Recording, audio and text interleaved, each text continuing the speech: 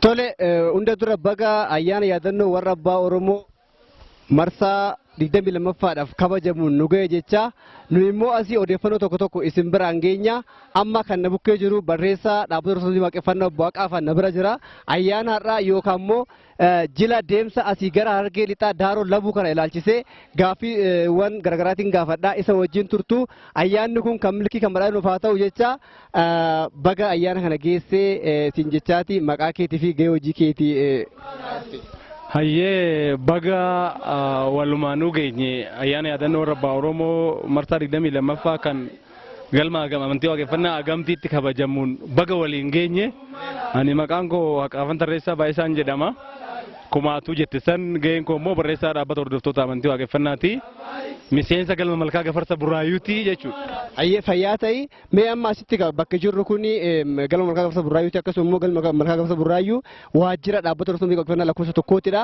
Deemsi asii jalqabe kun maal fakkaata? Akkasumallee deemsa keenya keessatti maal of eeggachuu qabna? Maal dhaamtamne warra as jiran kanaaf?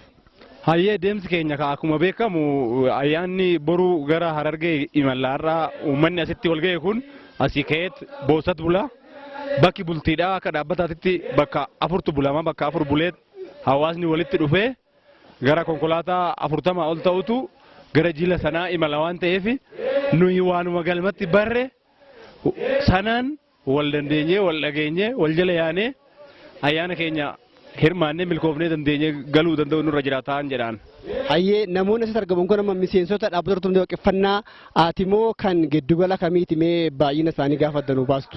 Namoonni asitti argaman hanga xiqqaan kan giddugala lixaarraa dhufan ni jiranii. Wanni as jiru kun hanga muraasa keenya Buraayyuutii fi wiirtuu shawaa lixaa jalatti kan argamantu walitti dhufee jechuudha. Hayyee fayyaa nu ta'e walumaanuu jirra ayyaanni kun irra deebinee kan badhaadhinaa kan nagaa nuuf haa ta'u isin jecha tole ammallee nu waliin turtu gaaffilee garaagaraa akkasuma odeeffannoo garaagaraa isin biraan geenya ayyaana marsaa 22ffaa warra abbaa Oromoo daaroo labuutti kabajamu ilaalchisee ammas nama tokko wajjin isin affeeraa innis immoo itti gaafatamaa yookiin immoo geggeessaa sabquunnamtii fi dokumtishiin dhaabbata Ortodoksii amantii waaqeffannaati abbaa galmoo yookiin immoo lammaa bayiiti baga nagaan dhufte maqaa keetii fi gahee hojii keetii. Hayyee baga nagaan dhufdanii maqaan kiyya abbaa galmoo yookaan immoo lammaa bayii guutamaan jedhama hojii geggeessaa kutaa odeeffannoo fi sabquunnamtii dhaabbata Ortodoksii amantii waaqeffannaa jecha. Hayyee mee guyyaa irraa kana akkamitti ilaalta? Guyyaan irraa kun guyyaa gammachuuti guyyaa addaati maaliif yoggaa jennee uummanni Oromoo amantii waaqeffannaa kufee gadaan isaa cabee erga bittinnaa'e asitti waaqeffannaa illee hoggaa jedhu ayyaana yaadannoo warra abbaa Oromoo kan immoo akkuma dagatetti dhabee ture ayyaana yaadannoo warra abbaa Oromoo immoo ayyaana milkii ayyaana badhaadhinaa ayyaana wal ta'iinsaa ayyaana wal jala yaa'insaa ayyaana injifannooti waan ta'eef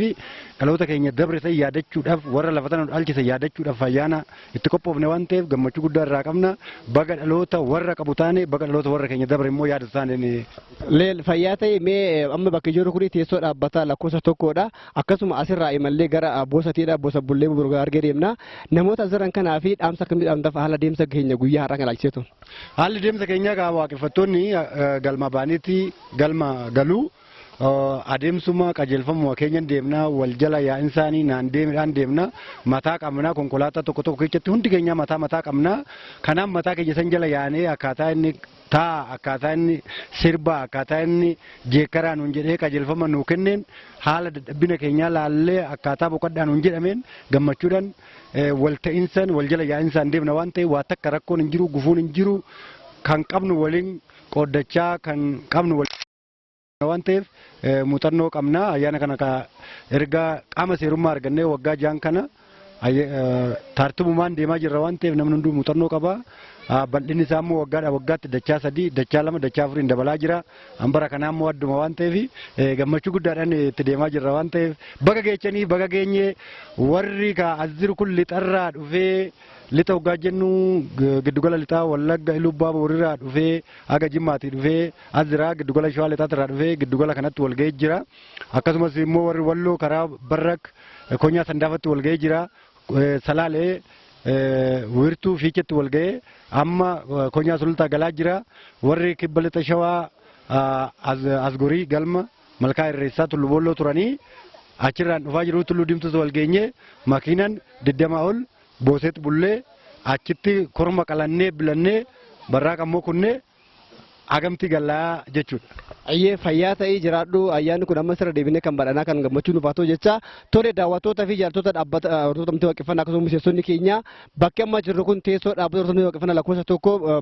galma lakkoofsa Buraayyuuti imaltoonni as jiran kun immoo deemsa isaanii asii tokko ni jalqabuuf jiru deemsi keenya amma asii gara boosaatti jechuudha imaltoonni keenya giddugala socho'aa jiru akkasumallee irra deebinee baga geessin jenna ayyaanni kun marsaa 22ffaadhaaf kan kabajamudha dhaabbata hordoftoota amantii waaqeffannaa waraqaa yookiin immoo federaalaa eeyyama argatee waggaa ja'a yaa ta'u garuu namoonni baay'een sagantaatti cichanii yeroo 22ffaadhaaf har'aaf fuuldura kabajamuuf deema nu immoo asii koreen dokumentiif qunnamtii dhaabbata hordoftoota waaqeffannaa odeeffannoo bakka bakkatti isiniin geenya nu waliin tura an danda'a buggaalan jedhama asii immoo geessi kaameraa keenya galaana abbeen wajjin jira ayyaanni kun kan badhaayinaa kan gammachuu kan uummanni Oromoo waan itti dhabe itti argatuu fi wal jala yaanuuf haa ta'u turtiin keessan nu wajjin haa ta'u gammada.